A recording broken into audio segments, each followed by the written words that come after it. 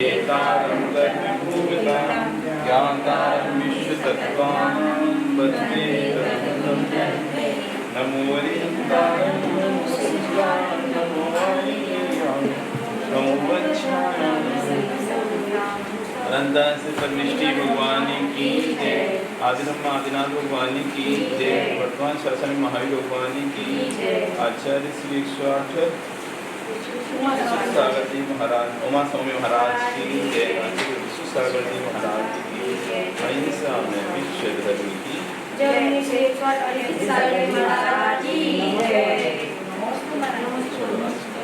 अपन को 3-4 सूत्री पढ़ना है। यदि पूरा हो गया।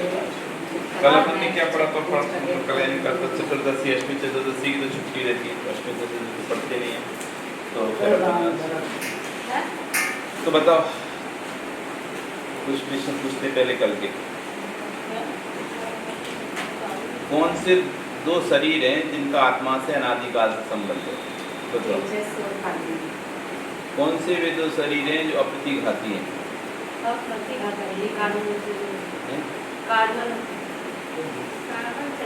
तेजस और कार्बन। ऐसे कौन से शरीर हैं जो सभी जीवों को पाए जाते हैं? तेजस और कार्बन। तो गौदारी देवों को नहीं पाया जाता, व्यक्ति मनुष्यों को नहीं पाया जाता, आहारक सामान्य लोगों को नहीं पाया जाता। तो इसके 3 शरीर तो विशेष हैं, बाकी 2 शरीर ऐसे सामान्य हैं, तेजस और कार्बन शरीर जो सब में पाए जाते हैं। इसकी कोई भी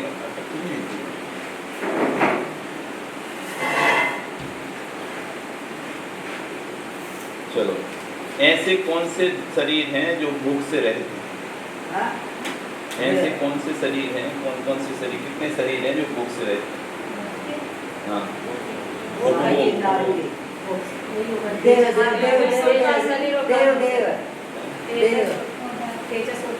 निरोग भोग मध्यम अंत्यम अंत का जो शरीर है, कौन सा शरीर? कार्बन शरीर। वो तेजस का तो काम ही नहीं है। वो भोग से तेजस शरीर कैसा है? भोग से रहित।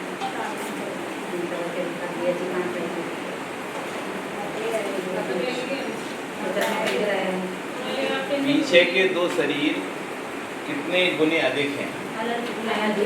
अनंत गुणे अधिक। आगे के शरीर कितने गुणे अधिक हैं? पीछे के शरीर कैसे कैसे हैं? परम एक दूसरे से सूक्ष्म। पीछे शरीर ज्यादा सूक्ष्म। शरीर कितने होते हैं? 10 वाला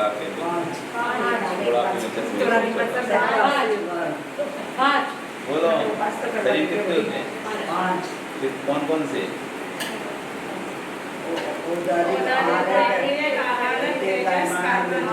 औदारिक, वैक्लिक, तेजस।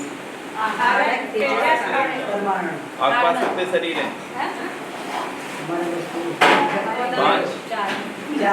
4 हैं। 3 कौन सा नहीं है तुम्हारे पास? कोई है। आपके पास कितने शरीर हैं? कौन से 3? औदारिक और कर्मण और ठीक, औदारिक, तेजस और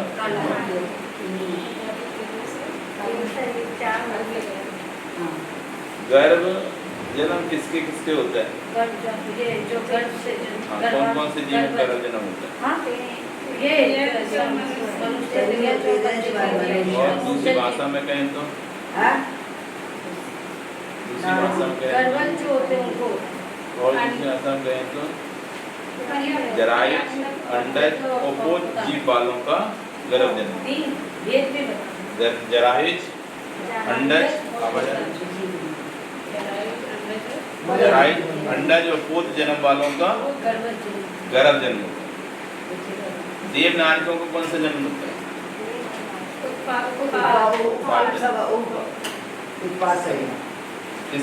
इसके बाद जो बचे जीव हैं उनका कौन सा जन्म होता है? ठीक है ना। जिनका उत्पाद जन्म नहीं हो रहा, गर्भ नहीं हो रहा, अंडज नहीं हो रहा, पोत जन्म नहीं हो रहा, तो उसके बाद बच्चे जीवों को कौन सा जन्म हो गया? बहुत अच्छे, पढ़ाई लिखाई अच्छे से कर रहे हो। अब आगे बढ़ते हैं।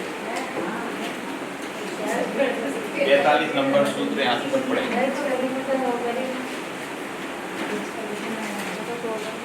औदारिक शरीर का लक्षण, किसका लक्षण कह रहे हैं? औदारिक शरीर किस किस के पाए जाते हैं? औदारिक शरीर किन किन के पाए जाते हैं? 3 प्रकार। हाँ 45।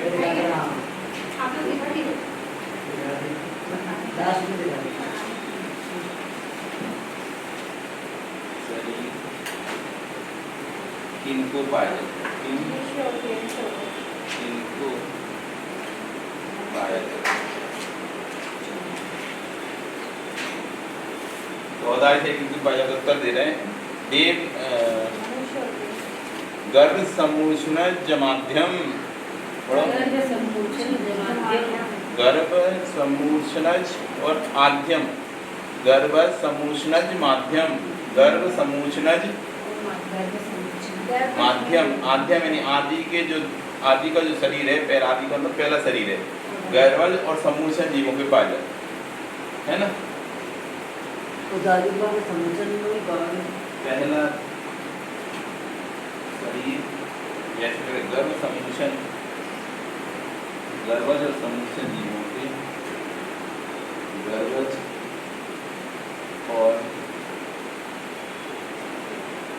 समूषण जीवों का प्रथम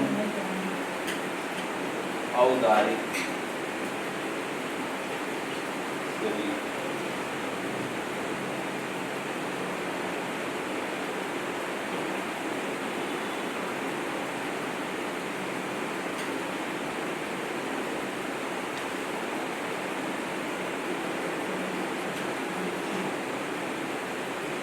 गर्भ समूह जीवों का प्रथम औदारिक शरीर, ठीक है ना। अब दूसरा कह रहे हैं 46 नंबर, बैक्टीरिक शरीर किसका है ना। औपपादिकम बैक्टीरिकम, उत्पाद जन्म होने वाले देवनारियों का बैक्टीरिया कहलाता है, बैक्टीरिक शरीर कहलाता है। दूसरा उत्पाद जन्म,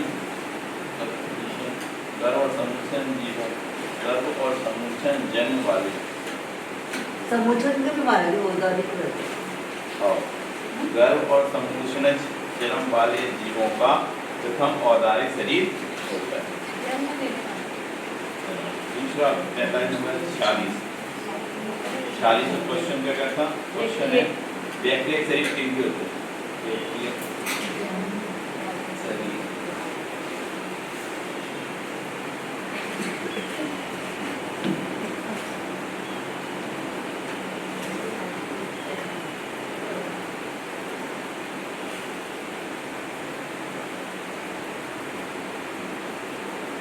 बैक्टीरिक शरीर किसे कहते हैं? तो उत्पाद जन्म वालों के बैक्टीरिक शरीर कहते हैं।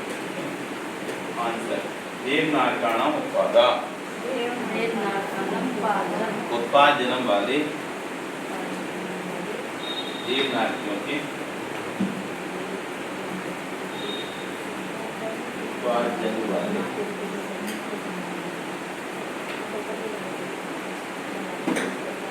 देवनारियों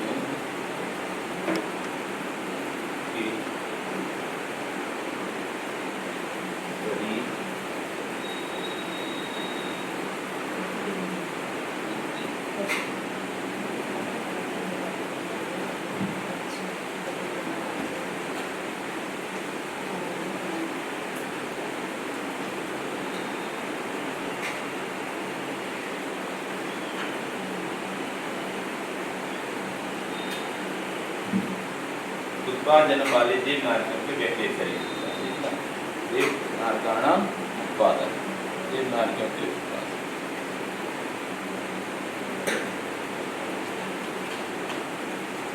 लब्धि प्रत्यंचा, बैक्टीरिक शरीर लब्धि के निमित्त से भी होता है। लब्धि मतलब होती है तप विशेष से कोई रिद्धि को प्राप्त करना, इसका नाम होता है लब्धि, है ना। पर तपस्या करके भी कोई बैक्टीरिक शरीर प्राप्त कर सकता है, जिससे विक्रियाएं होती हैं। जैसे विष्णु कुमार मणि ने तपस्या करके बैक्टीरिक शरीर प्राप्त किया था। तो देव नहीं थे ना विष्णु कुमार मणि, लेकिन फिर उन्होंने विक्रिया से क्या किया, शरीर प्राप्त किया तो तपस्या विशेष से भी व्यक्ति शरीर प्राप्त हो जाए। ये तो जन्म से ही प्राप्त हो जाए, व्यक्ति उत्पाद जन्म वाला को जीवनान में व्यक्ति शरीर होता है, उसको जन्म से हो रहा है, उत्पाद जन्म हो रहा है। और तपस्या विशेष से भी व्यक्ति शरीर प्राप्त कर सकते। लब्धि प्रत्यंचा, इसलिए अगला सूत्र दिया लब्धि प्रत्यंचा। उसका हो गया कि व्यक्तिगत शरीर लब्धि के निमित्त से भी प्राप्त किया जा सकता है, यानी तप विशेष तपस्या से प्राप्त किया जा सकता है। मतलब है व्यक्तिगत शरीर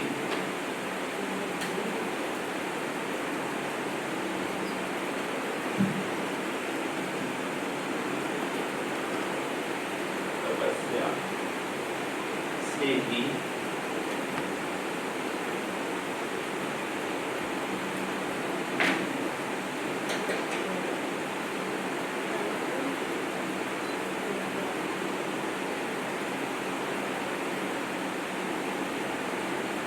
कैसे तपस्या से ही प्राप्त की जा सकती है। लब्धि लब्धि मतलब हो गई तपस्या। लब्धि मिथक होता है, लब्धि की निमित्त से होता है तपस्या से भी रिद्धि को तपस्या से। अब लब्धि व्यक्ति तपस्या से लब्धि से प्राप्त किया जा सकता है।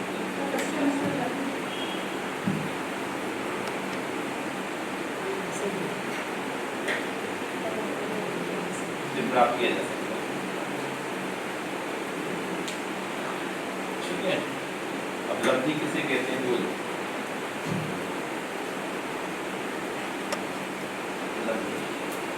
लब्धि क्या कहलाती है?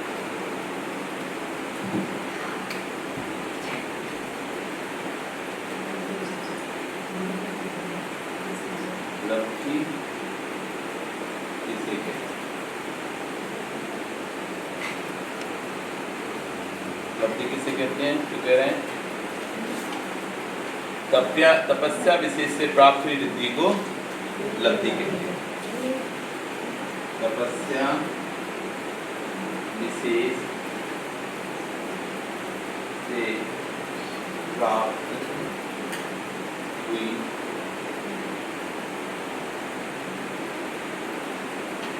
रिद्धि को लब्धि कहते हैं।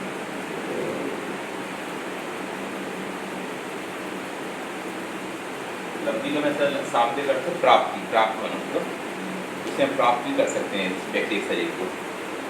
तो कैसे प्राप्त कर सकते हैं? तपस्या। तपस्या मनुष्य करता तो कहने की जरूरत नहीं कि तिरंज तो नहीं कर सकते हैं, समझ बोलने वाले तो तिरंज हो जाएगा महाराज जी। तो तिरंज की तपस्या करता नहीं तो तिरंज को होगा नहीं। देवनार को करने की जरूरत नहीं, तो पहले से ही है व्यक्ति शरीर। ठीक है, अब अगला सूत्र है तेजस्मपि। अब एक तेजस तो जो क्या सबको मिला ही है, ठीक है ना।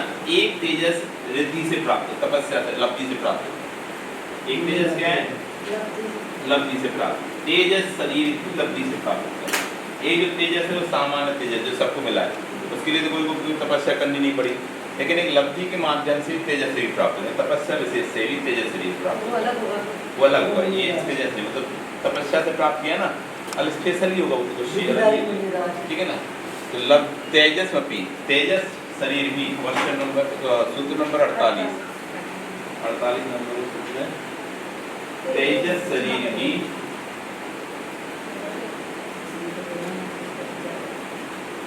लब्धि निमित्त है।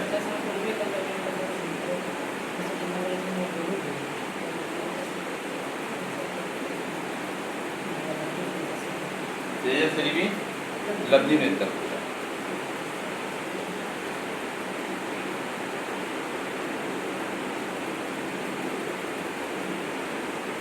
अब इसके दो भेद हो गए तेजस शरीर के, हम यहाँ पर पढ़ते हैं। तेजस शरीर क्या होता है? लब्धि निमित्त होता है। इसके दो भेद है।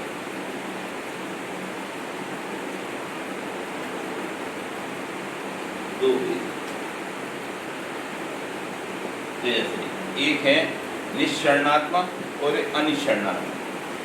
निशरणात्मक मतलब निकल जाना, शरीर से बाहर निकल जाना, और अनिशरण जो शरीर के अंदर ही रहता है। तो जैसे जो हमारा शरीर के पास है, जो हमारे पास तेजस शरीर, वो शरीर के अंदर ही, वो बाहर कभी नहीं निकलता, ठीक है। निशरण वाला तेजस शरीर जो बाहर निकल जाते हैं। तो दो विध कहते हैं, निशरणात्मक, अनिशरणात्मक। निशरण यानी निकल जाना, और अनिषण यानी नहीं निकलना, अंदर ही रहना। तो दो प्रकार का तेजस हो गया। एक तेजस शरीर तो हमको सबको मिला ही है, जो कि कभी बाहर जाते नहीं, वो तो कभी कुछ करते नहीं। और दूसरा तेजस शरीर लब्धि से जैसे प्राप्त किया, तपस्या विशेष से लब्धि बताई थी, तपस्या से प्राप्त होने की उपलब्धि कहते हैं। तो जो तपस्या विशेष से जो शरीर प्राप्त किया वो निश्चण नाम का बाहर निकलता है ना। तो दो, इसके दो वेद हैं। पहला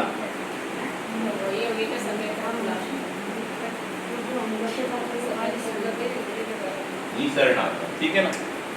दूसरा अनिषरणात्मक।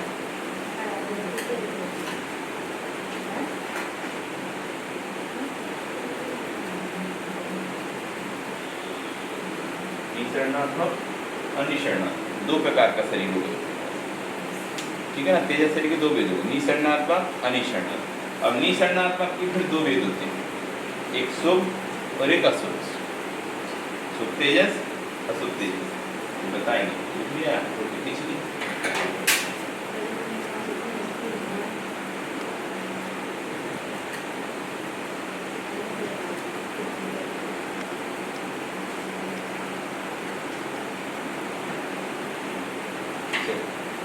अब अपन लिखते हैं निसरणात्मक और अनिसरणात्मक। अब निसरणात्मक दो प्रकार,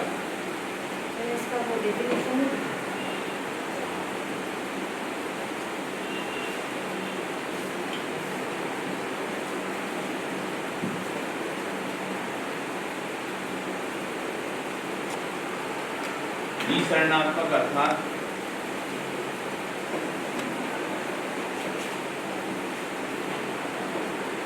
जो औदारिक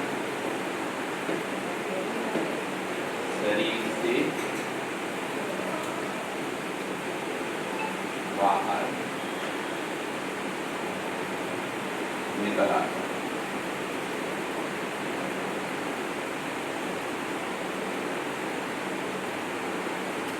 निसरणात्मक है ना। अच्छी अनिसरणात्मक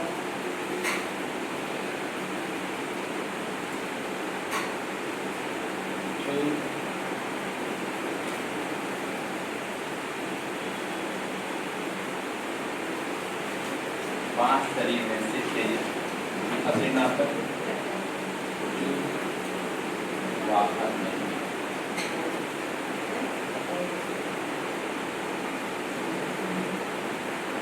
शरीर के साथ ही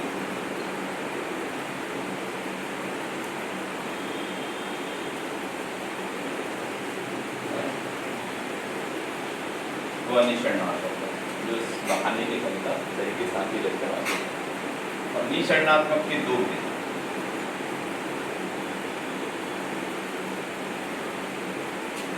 और के दो हैं।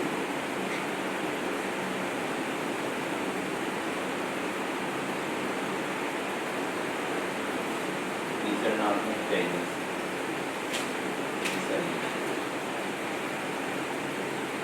अशुभ तेजस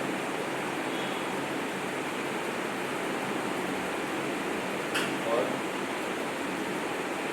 शुभ तेजस, दो वेद, अशुभ तेजस और शुभ तेजस। अब लिख लो अशुभ तेजस की परिभाषा। अशुभ तेजस कोई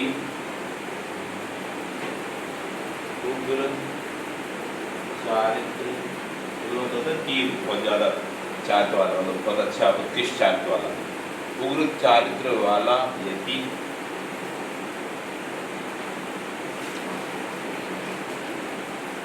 उग्र चारित्र वाला यदि किसी के द्वारा अपमानित होने पर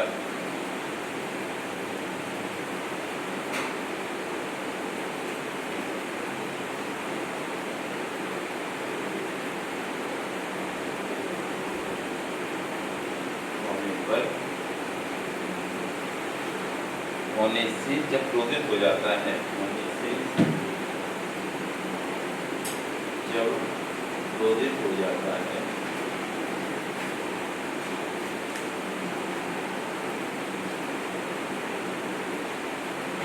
तो उसके बाएं कंधे पर, तो उनके बाएं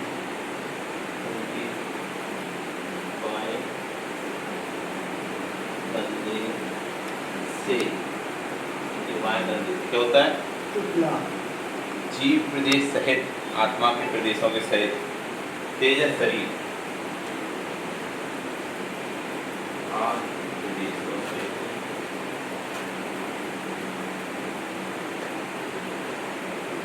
तेजस शरीर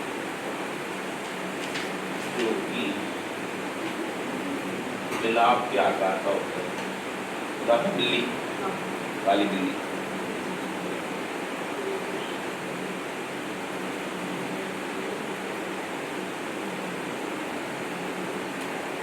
काली बिलाव के काली बिलाव के आकार होता है, बाहर निकलता है।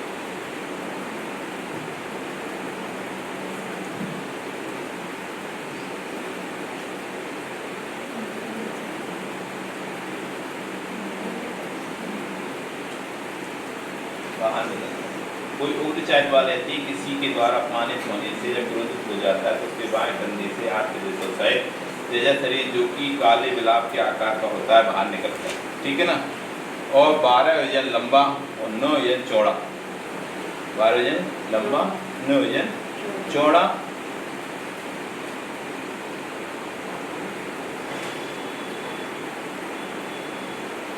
अग्नि के पुंज के समान सिंदूर के समान लाल रंग वाला है तेजस शरीर कितने काला है, बिल्ला के आकार का टुकड़ा बाहर निकलता है।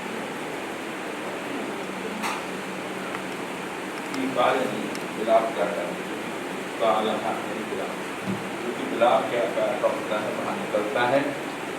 12 योजन लंबी,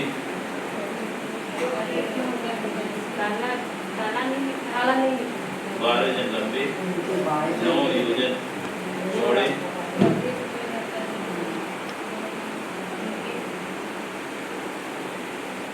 चौड़े,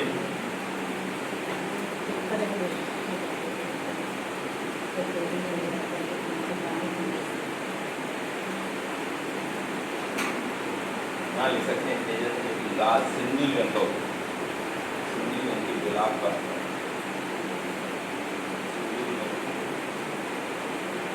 लाल सिंदूरी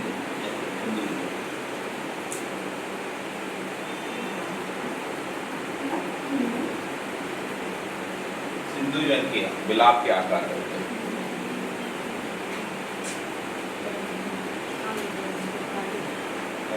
लिख लेना थोड़ा इसमें क्या 2-3 सिंदूरी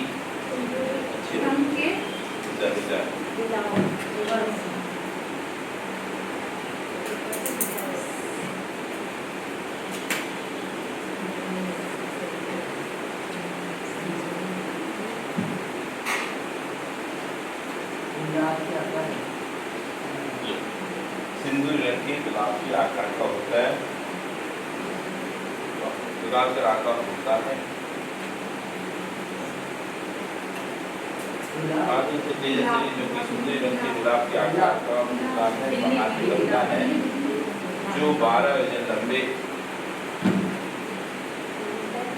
जो 12 योजन लंबे 9 योजन चौड़े छेद को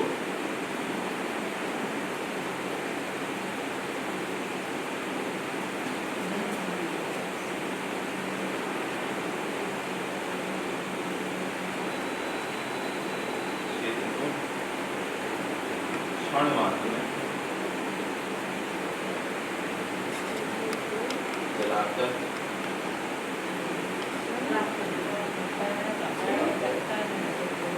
माफ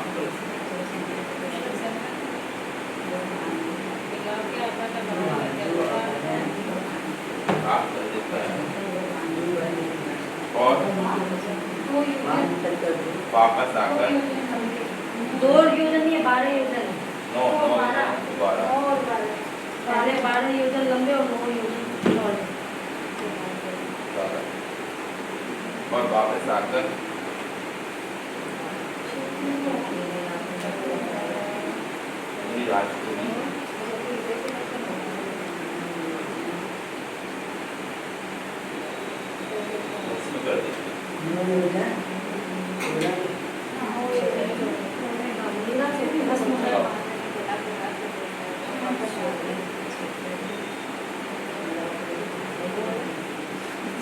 आपने काल में जाके शरीर में प्रवेश करता है ना, वो तो एक तरह से अग्नि का पुंड है। हाँ। अभी तो जब तक जला नहीं था, जैसे आग है, जब तक माचिस से आपके पास रखी है, तो माचिस जब तक आग नहीं लगी माचिस में, तो वो माचिस को कोई आपका नुकसान नहीं पहुंचा रही, लेकिन तो उस माचिस में आग लग गई, अब वो तुम अपने पास रखोगे तो आपको भी नष्ट कर देगी वो, तो फिर तो है ना। ऐसे उनका जो शरीर है, उनके पास जो रिद्धि थी अभी तक कोई हानिकारक नहीं हो रही थी, लेकिन वो रद्दी जब निकली, कोई ने उनका अपमान किया, अपमान करने को निकली, तो वो सिंदूरी आकार का लाल एकदम जल ज्वाला, भड़कती हुई ज्वाला के जैसा निकला, वो बिल्ली का आकार भड़कती हुई ज्वाला निकली। वो जाके पूरे 9 जन चौड़े 12 जन क्षेत्र को जलाकर, जितनी जल योग जलाने वाली वस्तु सबको जला के नष्ट कर, वापिस अब रिटर्न आएगी, तो रिटर्न तो शरीर में ही आएगा ना फिर इसके, तो शरीर भी नष्ट हो जाएगा। अब तो वो तो एक तरह से अग्नि का पिंड है ना वो तो। अब वो सामान्य नहीं रहा, जब तक आग जली नहीं थी माचिस में, तीलियों में, तब तक तीलियां आपकी कोई नुकसान नहीं पहुंचा थी, बारूद। लेकिन वो बारूद में जब आग लग गई, अब तो वो बारूद तुम अपने कबाड़ में भी रखो, चाहे अभी इतने दिन से रखे थे तब तक, तो कुछ नहीं, तो आज रखी तो अब तो वो कबाड़ भी जला देगी तुम, अब तो जहाँ रखा होगा वो जला देगा। तो ऐसे वो जब पुतला निकला तो अब ज्वाला के समान हो गया, लाल रंग की सिंदूरी ज्वाला समान उसका हो गया, आकार वैसा है लेकिन उससे ज्वाला निकल रही थी, वो जाके पूरे स्थान को जला दिया। अब रिटर्न वो तो आत्मा के प्रदेश थे, शरीर निकला तो क्षण में वापिस आया जला के, जैसे वापिस आया शरीर में प्रवेश किया तो विनाश कर दिया, फिर वो किसी नरक गति में जाते हैं। नरक गति में क्यों? जितने सारे लोगों विनाश हुआ ना, 12 जन तक के जीव मर गए ना जल के, तो कोई भी नहीं बचा ना, तो हिंसा के कारण तो। तो ये तो आप जो उसने एग्जांपल बताए थे वही बनाओगे, दीपायन में जाए इसका जो जला दिया था, जला दिया दूसरा याद उन्होंने उनके ऊपर शराब पी के अवसर किया तो अपमान किया, उनका अपमान किया, तो उनको आगे मैंने तो कुछ किया नहीं और ये तो मेरा अपमान कर रहे हैं, तो ऐसी चीज गुस्सा आया और उनके अच्छी से थी वो पिंड निकला और निकला, जला, पूरा नष्ट करके वापस विराट के पास आया, तो उनको भी विनाश कर दिया, वो याद मत ना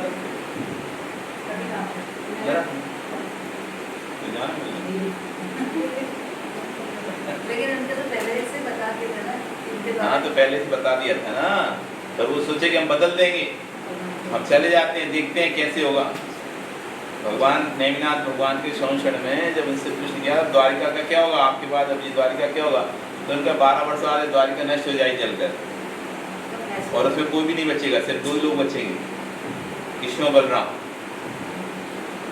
तो क्यों नष्ट हो गई कि दीपान्विति का अपमान किया जाएगा, और दीपान्विति के अपमान से, क्रोध के कारण से फिर उनके अंदर से तेजस पुतला निकलेगा, नष्ट हो जाएगी।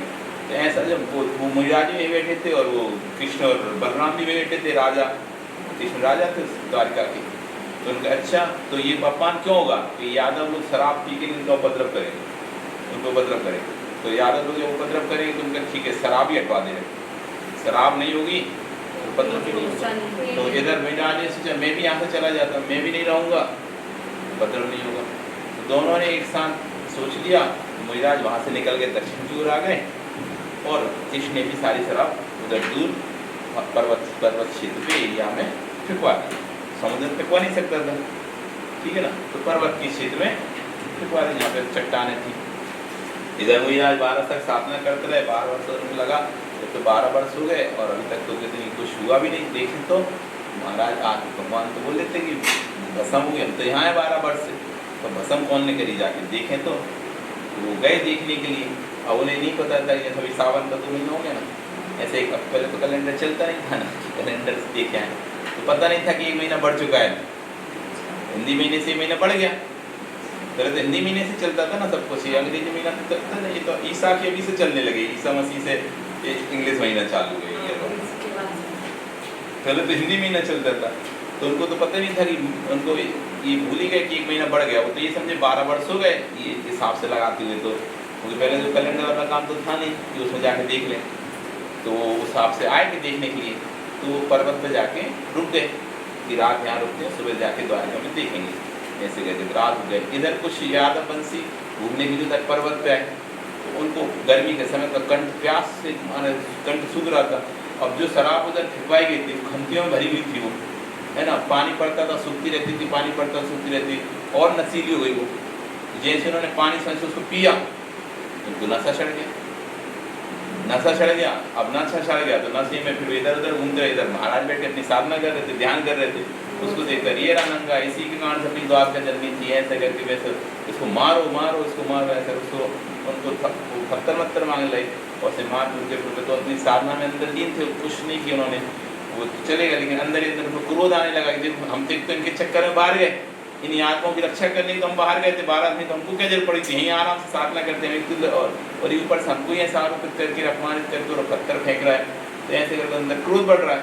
इधर ये लोग आए और नगर मुझे पता चला कृष्ण को कि अरे कि ये लोग अपमानित करके आए एक मिराज का, मतलब द्वैपायन मिराज का, तो उन्होंने जल्दी कहा ये सब लोग बाहर निकलो, क्योंकि भगवान तो वाणी थी ना कि मुराज का अपमान करेंगे उनको पता तो जल जाएगी, तो जब पता चला तो सब लोगों को नगर से बाहर निकालने की सूचना दी, सब अपने अपने नगर छोड़ो यहाँ से, लेकिन जैसे ही लोग नगर छोड़ने दिए तो नगर के द्वार बंद हो गए, चारों तरफ से ऊपर बंद हो गया, कोई नगर से बाहर नहीं निकल सकता, सब गेटों पे चिल्ला रहे हैं लेकिन कोई गेट खुल नहीं रहा, किसने बंद की, कोई कीलित हो गए, सारे गेट बंद हो गए। इधर वो पुतला, इधर महाराज के शरीर से धीरे धीरे गुस्सा बढ़ता गया और बढ़ा, और वो शरीर में से पुतला निकल गया, वो निकल गया तो फिर अब वो तो आया और उसने तो लगा दी पूरी में आग, अब ये सब कर रहे हैं, तो बलराम तो ताकतवर रहती है, तो उन्होंने गेट तोड़ के जो यहाँ पे समुद्र की तरफ का गेट तोड़ा, और वहाँ से पानी को लेके आया खोद के लिए, जिससे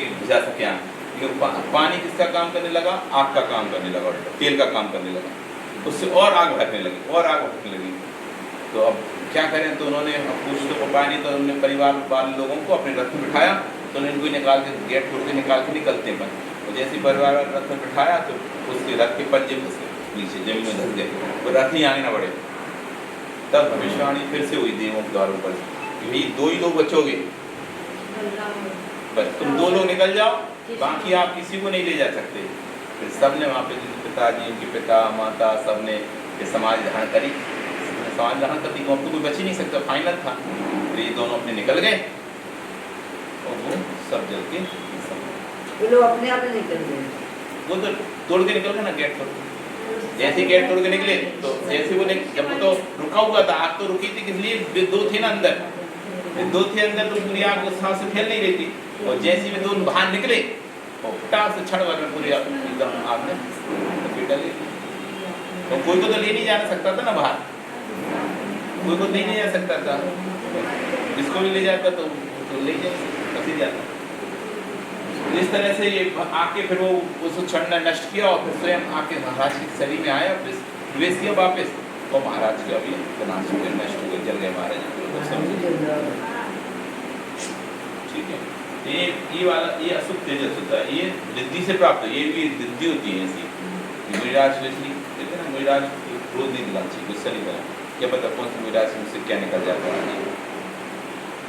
मुझे अच्छा भी निकलता है, कभी बुरा भी निकल सकता है, हो सकता है वो उनकी पूरी फलित हो जाए, उनकी तपस्या है, उनकी बहुत दिनों से मौन रह रहे हैं, व्रत कर रहे हैं, वो वापस आकर जो जिससे निकलता है उसको भी मार देता है, ठीक है ना, व्रत करते हैं, जाप करते हैं, नियम पालन करते हैं, तो उनके पास नहीं हो तो उनकी मतलब उनको रिद्धियाँ उनको पता नहीं रहती, उनको हो जाती है, जैसे उनको नहीं पता कि मुझे को तेजस से नहीं निकला, तो तंदे अंदर गुस्सा आ रहा उनको, तो गुस्सा आ रहा है तो रिद्धि उनको कब प्राप्त होनी पता नहीं कि मुझे तेजस रिद्धि प्राप्त हो गई, लेकिन गुस्सा आ रहा है तो गुस्से में वो अशुभ में निकली हुई रिद्धि और जला दूसरे को नुकसान कर देती है, तो अशुभ तेजस ना, इसलिए तो उसमें आया था, तो जब शांति दान करते ना, ऐसी रिद्धि की चाहे तो पूरे को भी जला दें, लेकिन फिर भी मेरा कुछ किसी को नहीं बोलते, किसी को कहते हैं तू मर जा, तो मर जाए, तेरा ऐसा हो जाए तो वैसे कब ऐसा हो जाता है, लेकिन फिर भी किसी की ऐसा नहीं सोचते, वो जब शांति विधान करोगे ना,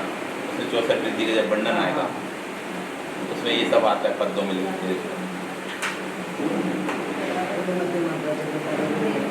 ये हो गया। चलो अब आगे लिखते शुभ तेजस शरीर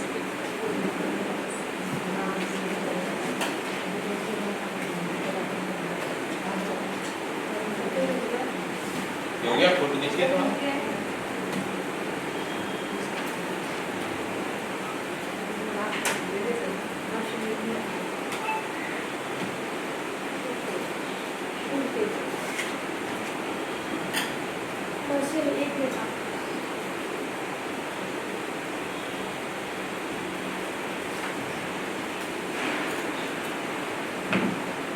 सुप्त तेजस, सुप्त तेजस ये भी उग्र चाट वाले अति होता है।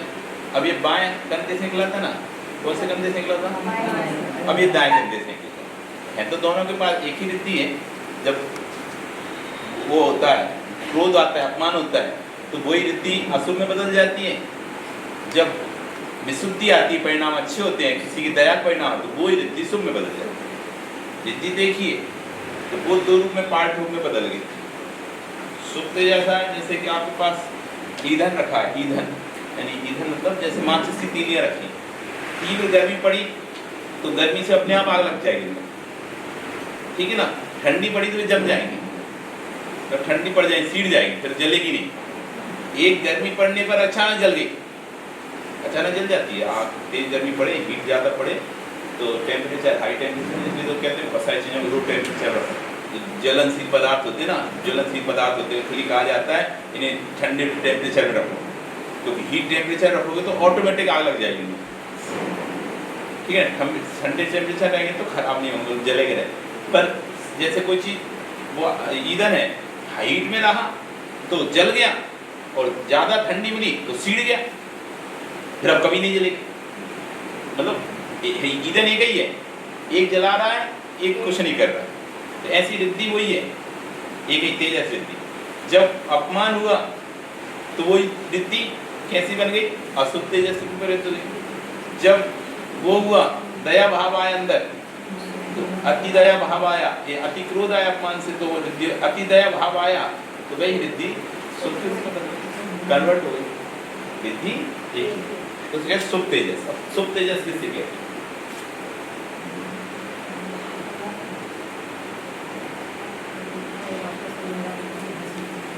सुप्त तेजस। तो सुप्त तेजस लिखो, सुप्त तेजस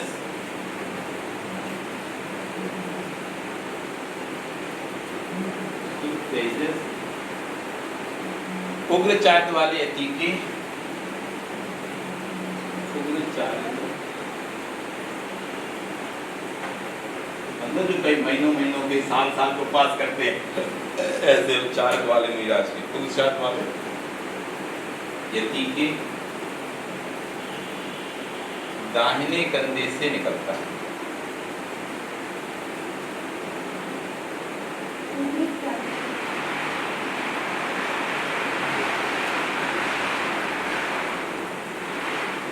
दाहिने कंधे से निकलता है, ठीक है ना। ये सफेद रंग का होता है,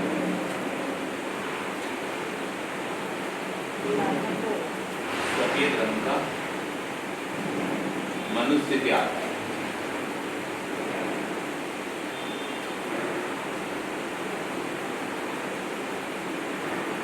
बिल्ली के आकार का था ना, ये मनुष्य के आकार, ठीक है ना। सुप्त तेजस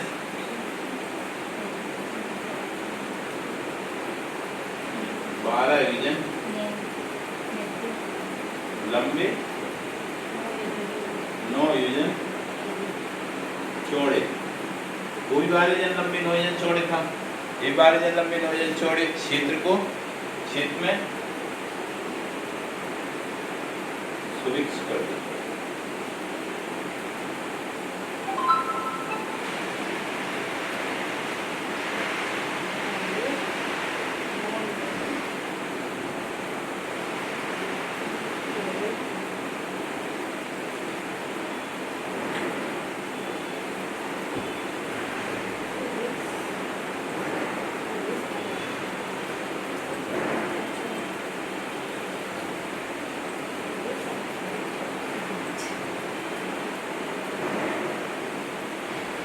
क्या काटना होता है? तो तेजस 12 या लंबे चौड़े क्षेत्र में सुविक्ष कर देते, इतने बड़े क्षेत्र में सुविक्ष कर देते हैं। दुर्भिक्ष जो अनाज की क्या अकाल पड़ा हो, कुछ भी पड़ा हो, तो बीमारी पड़ी हो, महामारी हो रही हो, सबको दूर कर। उग्र पता है, सामान्य चाट वाले की नहीं कहते, उत्कृष्ट चाट जिसमें उग्र तपस्या, तपस्या। कोई तो एक ही उपास नहीं कर पाए, महीना को उपास कर रहे हैं, साल को उपास कर रहे हैं, एक पूरी रात में खड़े खड़े सामयिक करते रहते हैं, खड़े खड़े तो इतनी सोते नहीं है, पूरे 24 घंटे नहीं सोते, खड़े रहते 24 घंटे। ये उग्र तपस्या है। ठंडी में नदी किनारे बैठ के तपस्या करते हैं, बरसात में पर्वत के नीचे बैठ पेड़ के नीचे बैठ के तपस्या करते हैं, गर्मियों में पर्वत पर बैठ के तपस्या करते हैं। गर्मी में पर्वत ज़्यादा तप जाता है, ठंडियों में नदी ज़्यादा ठंडा स्थान होता है, बरसात में पानी बनता है तब भी पेड़ों पर पानी टपकता रहता है। तो तीनों में उल्टा करते हैं। अपन तो बचते हैं, ठंडी में ठंडी से बचते हैं, गर्मी में गर्मी से बचते हैं, बरसात में पानी से बचते हैं। तो तीनों में उल्टा जान के जाते हैं। गर्मी में और उल्टा पर्वत पे जाके धूप के सामने मुंह करके, और ऊपर पर्वत पे, क्योंकि नीचे रहेंगे तो फिर धूप कम लगेगी, और पर्वत की चोटी पे जाकर और सूरज के सामने आप पीठ कर लो, फिर पीठ पे धूप लगेगी तो चेहरे बच जाएगा, लेकिन सूर्य के सामने तब मुंह करके तपस्या करते हैं। उग्र तप कहलाता है। हाँ, चतुर्काल में ऐसे करते थे।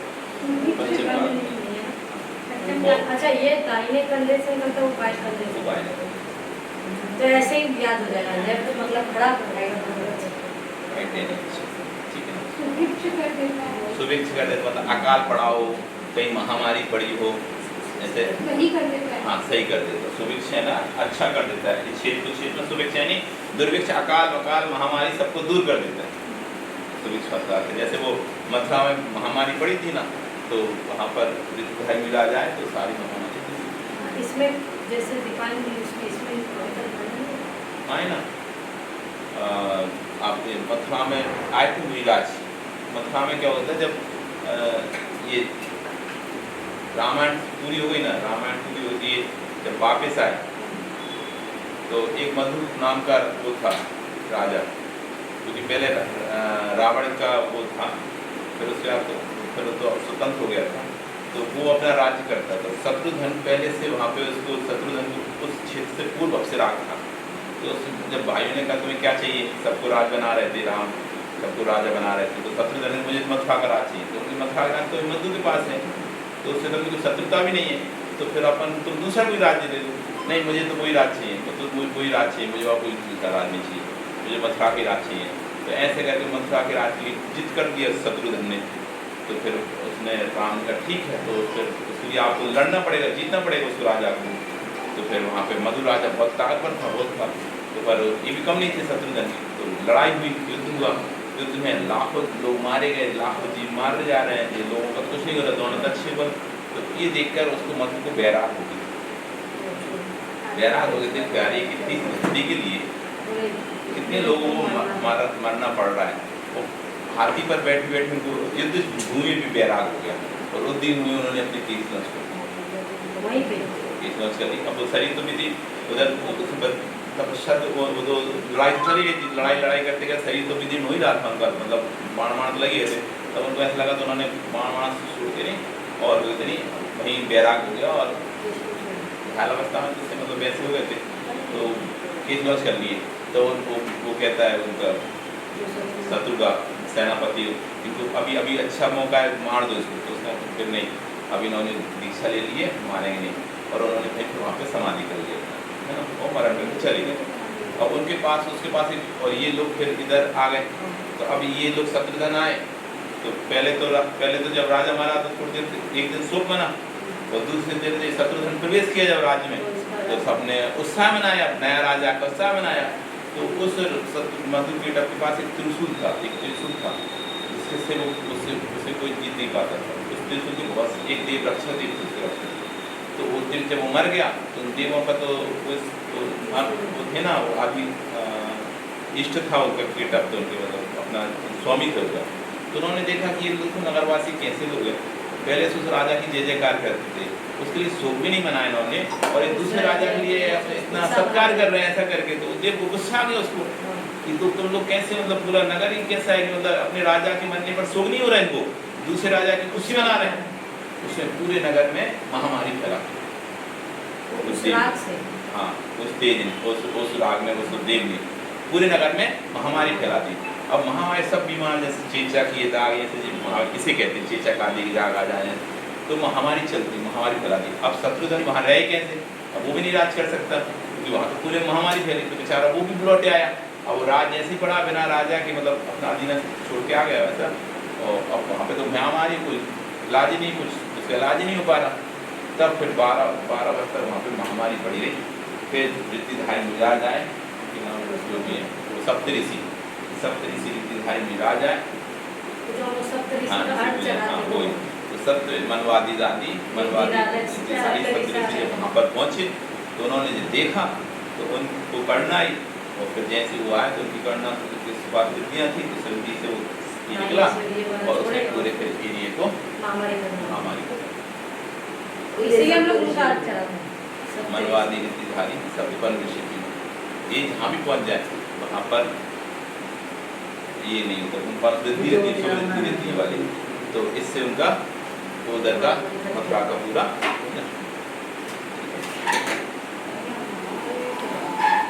कहानी सुनने में टाइम लगा देंगे। आप आधा जब उसका बताए तो इसका भी सुनेंगे ना अच्छे से। आधा अधूरा ज्ञान ये लेके क्या इसलिए होगा? तो होता है, ये आँख पे हाथ लगाए, फिर पेन पे हाथ लगाओगे, फिर मोबाइल पे हाथ लगाओगे, फिर वो मोबाइल तुम्हारा कोई दूसरा चल उठाएगा, रहा है वो। तो दूसरा उठाएगा तो फिर उसके हाथ में गिरना पड़े, फिर वो अपनी आँख पे लगाएगा तो उसको ले जाएगी। इसलिए चश्मा लगाना पड़ता है। चश्मा लगाएंगे तो हाथ में हाथ जाएगा नहीं, आँख तो में। हमको मालूम नहीं था। तेरे भी होगी के दर्द हो रहा था। कौन चश्मा पहन रही थी? ये कल मंदिर में चश्मा नहीं देखो ये इंसान की बेटी को हाथ ही लगाने का ऐसे और राजू आज राजू बाबू के हो गए, नहाया ही नहीं ना। चल रहा है मेरे को। चलो तो दुखी में चश्मा लगा चलो अनिशरणात्मक लक्षण अब शुरू हो गया। अनिशरण बताई था ना, जो तेजस औदारिक व्यक्ति हारक की शरीरों के अंतर्गत रहता है। औदारिक व्यक्ति तेजस शरीर के साथ रहता है, औदारिक की शरीरों के साथ ही रहता है, बाहर निकलता है। अनिशरणात्मक इसका कोई भेद नहीं है। अब आहारक शरीर के बारे में पूछते हैं। आहारक शरीर किसको मिलता है? ठीक है ना, ये हो गया औदारिक शरीर, व्यक्तिगत शरीर, तेजस शरीर। ठीक है ना, औदारिक, व्यक्तिगत, तेजस, तीन शरीर के बारे में चर्चा हुई। ठीक है ना, अब कौन सा? आहारक शरीर। आहारक शरीर है। कारण शरीर तो पहले बता तो चुके, कारण तक बताइए ना, सर्वस्व सब जीवों की बात, ये विशेषता है उसकी, तो विशेष रूप से बता। अब आहारक शरीर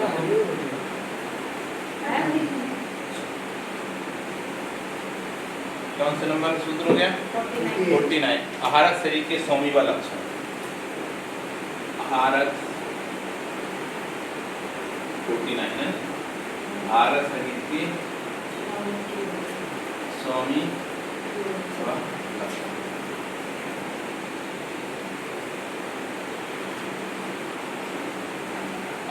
सुवम विशुद्ध मव्याघाती चाहारकम कृत संयुक्तस्यैव। शुभम विशुद्ध मव्याघाती चाहारकम कृत संयुक्तस्यैव। आहारक जो शरीर है वो कैसा है? शुभ है। कैसा है आहारक शरीर? कैसा है? शुभ है, अच्छा है, इसमें अशुभ का भेद नहीं है। जैसे तेजस में शुभ अशुभ भेद थे ना, ऐसे आहारक शरीर में शुभ अशुभ भेद नहीं है। ठीक है ना, शुभ होता है। तो आहारक शरीर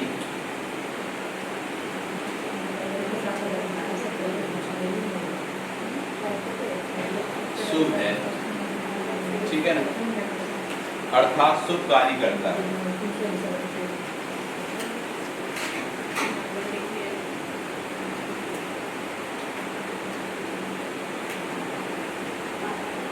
शुभ कार्य करता है, शुभ अर्थात शुभ कार्य करता है। विशुद्ध, विशुद्ध है, दूसरा विशुद्ध है, विशुद्ध है अर्थात विशुद्ध कार्य करता है।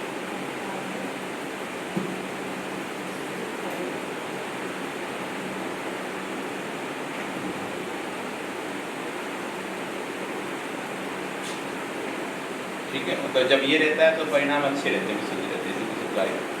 अव्याघाती, व्यादा वादा से रहित है, व्याघात की बाधा से रहित है, मतलब व्याघात किसी टकराता नहीं। तथा त्रिवत संयुक्तस्यैव, त्रिवत नाम के, तथा त्रिवत नाम के छठवें गुणस्थानवर्ती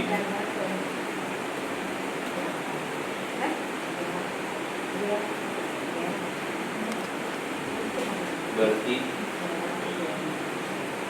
मुनि के ही होता है।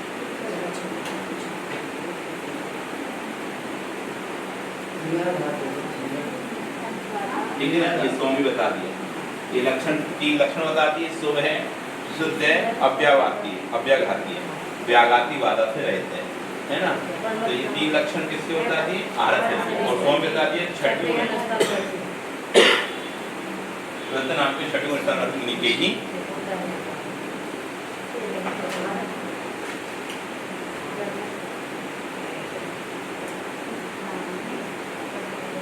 अब 2-3 प्रश्न इसमें दिए कि आहारक शरीर को आहारक क्यों कहते हैं? वो तो कोई खाता पीता तो है नहीं है, फिर आहारक शरीर क्यों का, है ना। आहारक शरीर को आहारक शरीर क्यों कहते हैं?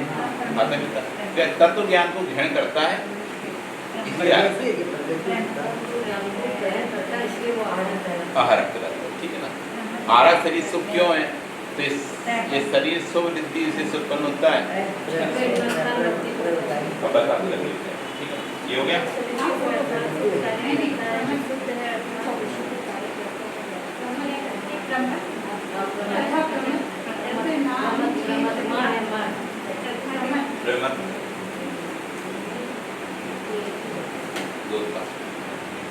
हो गया। आगे सबकी बोतलें भैया रह गई हैं यहाँ पे। कौन कौन चीज की इनाम मिली थी फर्स्ट सेकंड थर्ड के बाद, है ना। और एक आप थी, 1 2 और 1 ये 3 और 3 बोतल निकालो वहाँ से। ये देना रह जाता है, रोज रोज सोचते हैं आए नहीं। 4 ठीक है।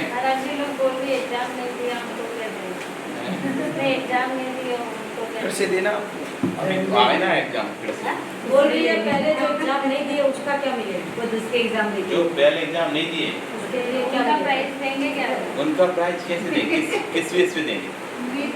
उनको एग्जाम नहीं देने की खुशी में? महाराज जी पनिशमेंट नहीं, एग्जाम नहीं देने की खुशी में क्या? चलो ये प्राइज लो, धागा ले लो, सोने का धागा। चलो ठीक है। नाम जो स्थान पर विराज के हो गया। अगले